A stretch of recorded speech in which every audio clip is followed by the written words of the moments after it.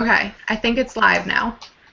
Great. Okay, so Juanita and Karen and I are reviewing our tech tools, and the technology application that I checked out this week was Kahoot, which is an interactive gamification kind of quiz application where you can create formative assessments that are in the form of a multiple choice question, and it's very interactive. Kids can use any of their devices, iPads, smartphones, to log into a Kahoot interface where they would use a PIN to log into the application, and you can have them each individually from their own device choose A, B, C, D, or actually it's 4 different colors and 4 different shapes that represent the answer choices. You can create your own quizzes. You can use public quizzes. One of the things that I really liked about it is that at the end of a quiz, they can download, or you can download, as a teacher, you can download an Excel file of all of their responses, so you can kind of collect data in that sense.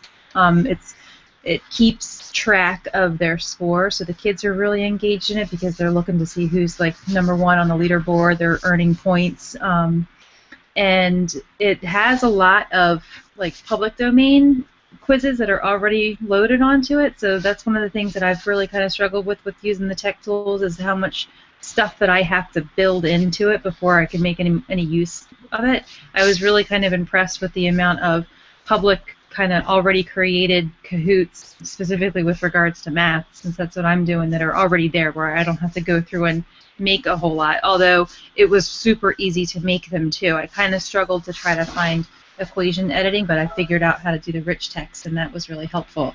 I watched a couple YouTube videos on kids, like on its implementation in the classroom, and all of the videos that I saw, the kids were really engaged, and you can do it with as few, like you can do it in a small group with just like 2 kids, or like just a small group of kids. And then one of the videos that I had seen on YouTube, they had like an entire school. I think they had 160 students that were logged in at the same time in different classrooms watching and answering the quizzes. So they were kind of competing across the school, not even in the same room. So that was really cool, I thought, too.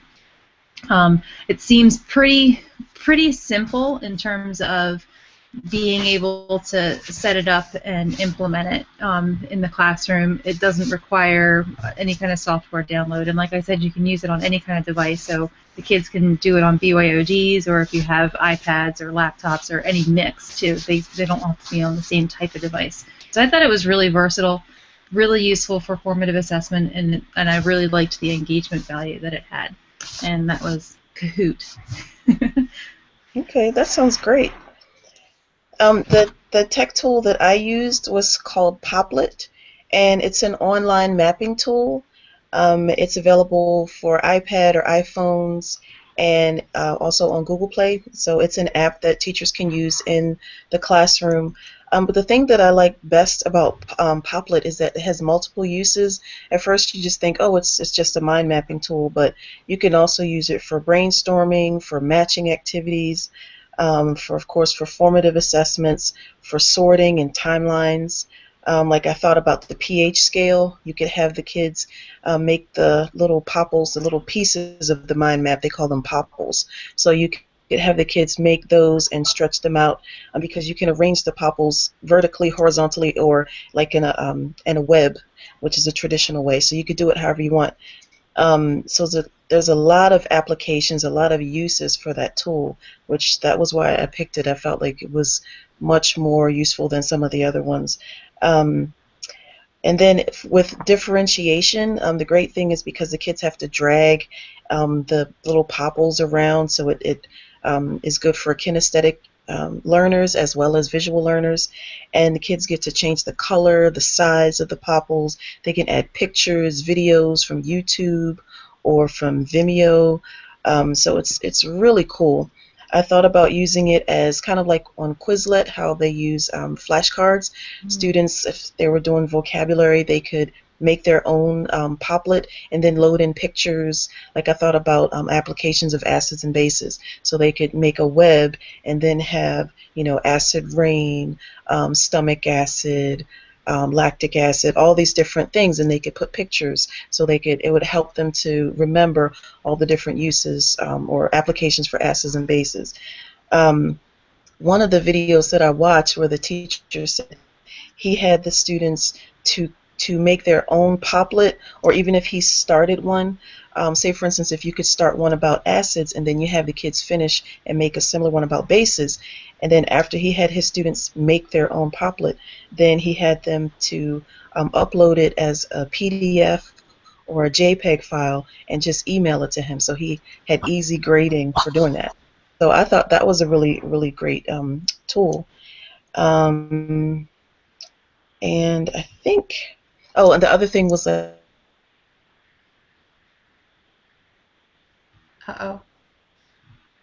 definitions, or to Can you go in hear and me? match them up. Sorry, it kind of broke off. Oh, I said you could make it as a matching activity.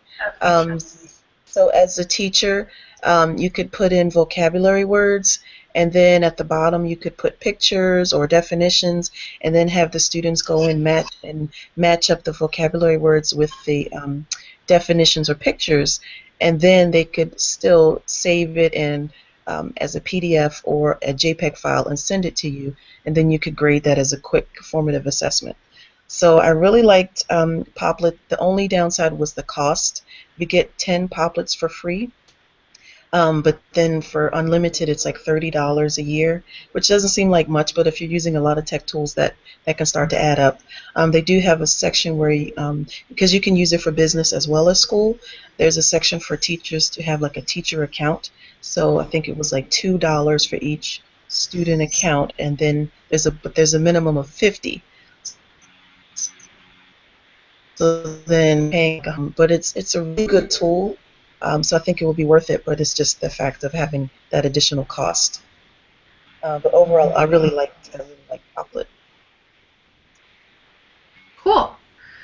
So the tech tool that I decided to review was an iPad app called iBrainstorm, and unfortunately, it's just for the iPad, which is a little annoying if you don't have a class set of iPads. But if you only have like a few, it works out really well for that. And I know some private schools require their students to get iPads, so you could use it in that setting. But basically, it's pretty similar to how it sounds. It's meant to brainstorm, and even more than that, it's meant for collaboration. And when I saw it at first, I immediately thought of when I was a senior in college and I was doing my senior design project, because we kept having these brainstorming sessions, and we'd write on a whiteboard, which was awesome that it was right there and it was big and we could draw whatever we wanted, or we could put post-it notes up or whatever. But then once we were done with the meeting, we were like, how are we going to save all this notes? And so we ended up taking pictures with our phones, which was kind of annoying. Because nobody ended up looking at those pictures ever again.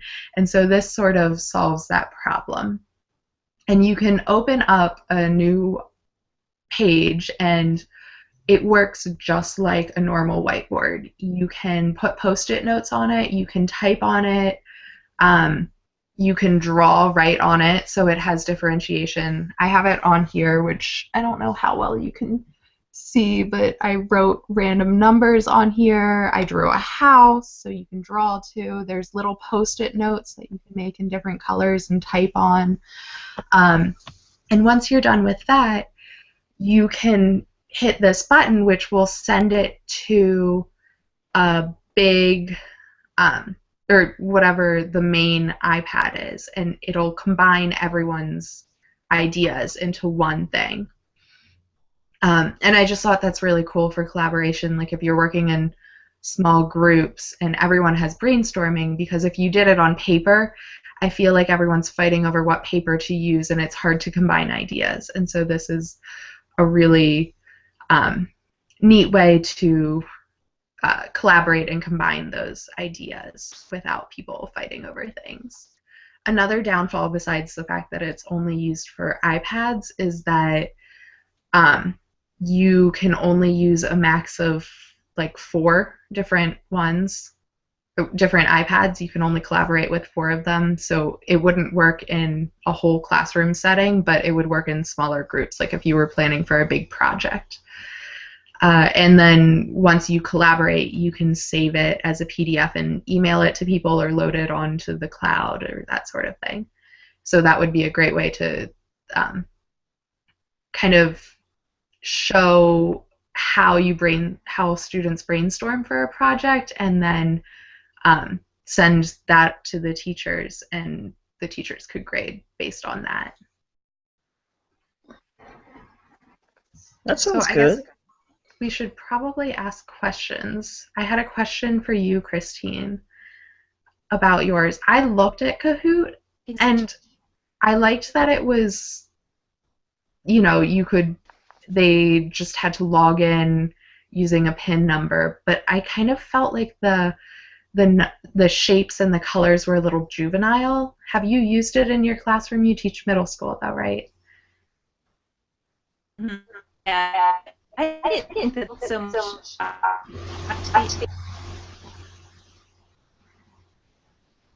Oh, can you hear me? I'm getting bad Okay, I can hear feedback. you now. Yeah. Okay.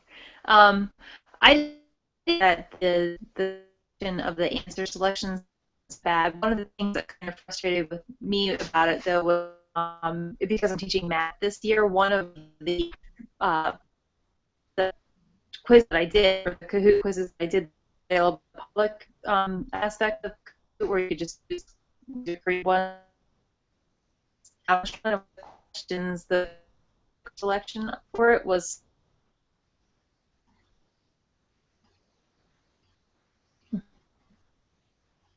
I didn't hear that last part. I'm sorry.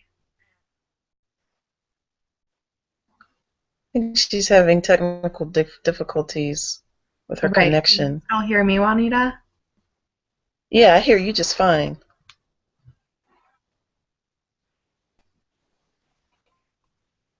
Karen, Christine, are you still there? Are you?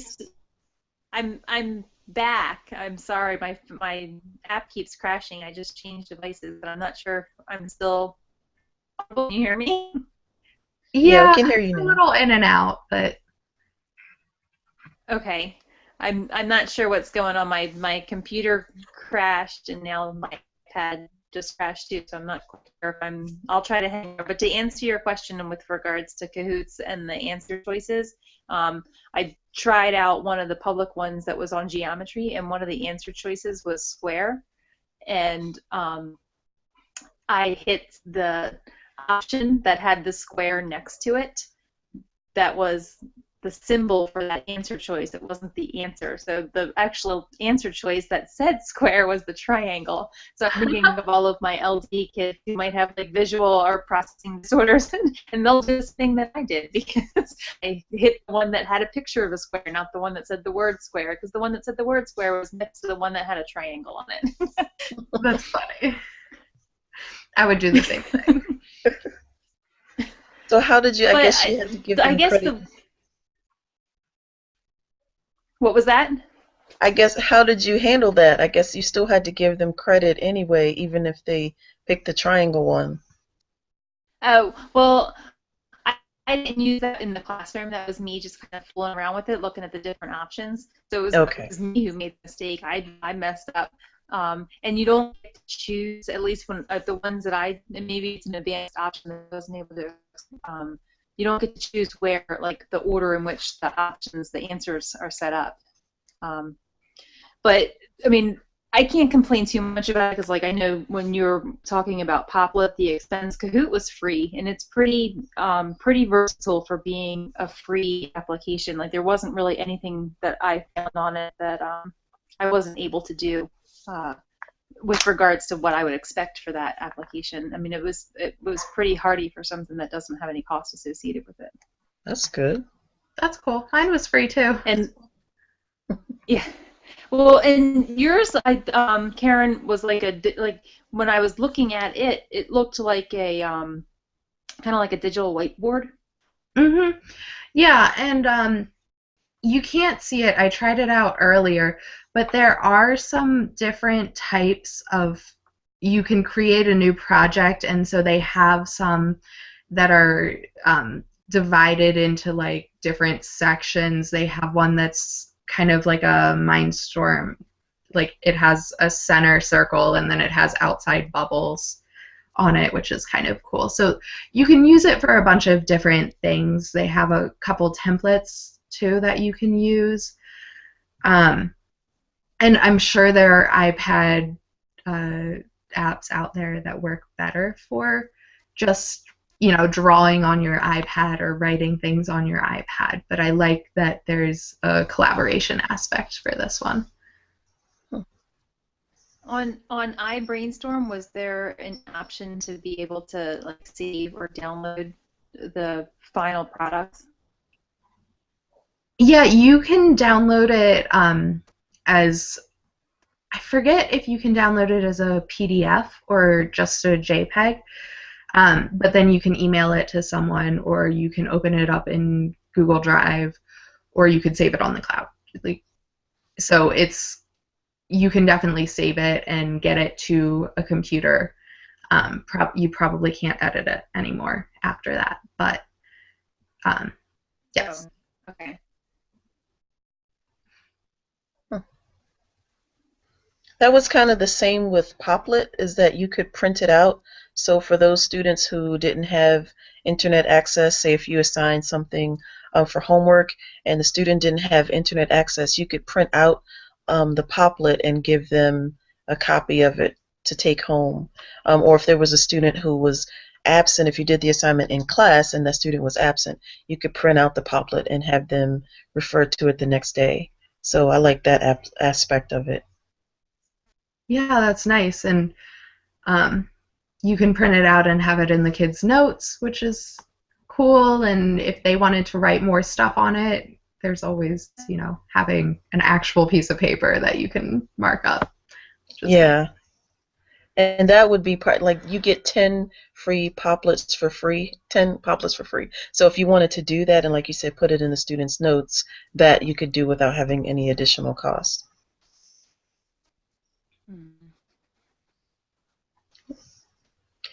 Well, did you ladies have any other questions?